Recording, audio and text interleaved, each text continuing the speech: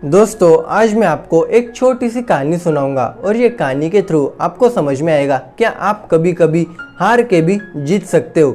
तो चलिए दोस्तों, बिगर किसी देरी के आज की हमारी लाइफ चेंजिंग स्टोरी का एपिसोड नंबर 17 शुरू करते हैं। एक बार की बात है, एक राजू नाम का लड़का था। वो बचपन से बहुत तेज दौड़ता था।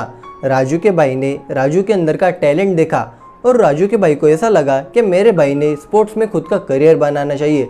तो राजू के भाई ने राजू को सलाह दी एक अच्छी सी स्पोर्ट्स एकेडमी ज्वाइन करने की। अपने भाई की बात मानकर राजू एक अच्छी सी स्पोर्ट्स एकेडमी ज्वाइन करता। वहाँ वो डेली प्रैक्टिस करता, डेली 10 किलोमीटर दौड़ता, अपनी स्पीड को बढ़ाने की कोशिश करता। 2 महीने बाद एक कंपटीशन थी। वो कंपटीशन में राजू ने पार्टिसिपेट किया। राजू ये कंपटीशन के थ्रू पूरी दुनिया को ये दिखाना चाहता था कि मेरे अंदर कितना टैलेंट है, मेरे अंदर कितनी स्किल है, मैं अपने देश का नाम रोशन कर सकता हूँ। ऐसे उसके दिमाग में बहुत सारे विचार चल रहे थे। कंपटीशन स्टार्ट हुई। राजू और बाकी जितने खिलाड़ी वो रेस में पार्टिसिपेट करने वाले थे वो सभी स्टार्टिंग लाइन के पास आए। जैसे ही सीटी बजी वैसे ही सभी खिलाड़ियों ने दौड़ना शुरू किया।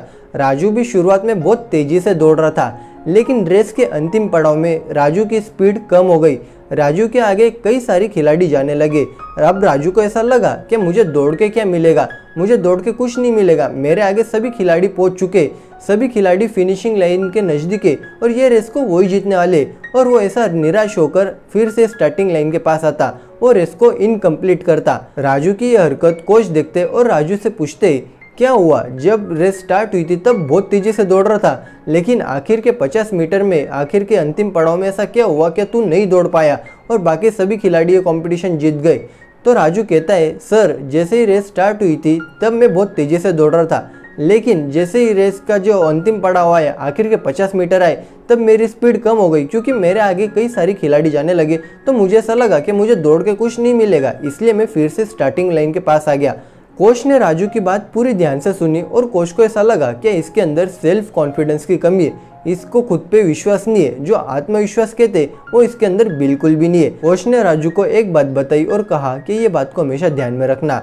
नेक्स्ट टाइम जब तुम कभी भी रेस के लिए उतरोगे तो सबसे पहले तुम्हें वो रेस को कंप्लीट करने के बारे में सोचना है और उसके बाद सोचना है कि तुम ये रेस जीतोगे या नहीं जीतोगे। कोच की बात राजू ने ध्यान से सुनी और अपने दिमाग में हमेशा हमेशा के लिए बैठा ली। 6 महीने बाद एक स्टेट लेवल की कंपटीशन थी। वो कंपटीशन में राजू ने फिर से पार्टिसिपेट किया। इस बार उसकी तैयारी पूरी थी और इस बार उसका लक्ष्य वो रेस को जीतना नहीं था, इस बार वो रेस को कंप्लीट करना था। क्योंकि उसके पास प्रैक्टिस थी, उसके पास स्टेमिना था, लेकिन वो रेस को कंप्लीट नहीं करना जानता था और इस वजह से वो जीत के भी हारता था। स्टेट लेवल की कंपटीशन शुरू हुई। राजू और बाकी सभी खिलाड़ी स्टार्टिंग लाइन के पास आए और बहुत तेजी से दौड़ना शुरू किया। राजू भी बहुत तेजी से दौड़ रहा था, लेकिन रेस के बीच में राजू के जूतों की लेस खुली और वो पैर में पैर अटकाकर गिर गया। राजू के घुटनों में से बहुत तेजी से खून निकल रहा था।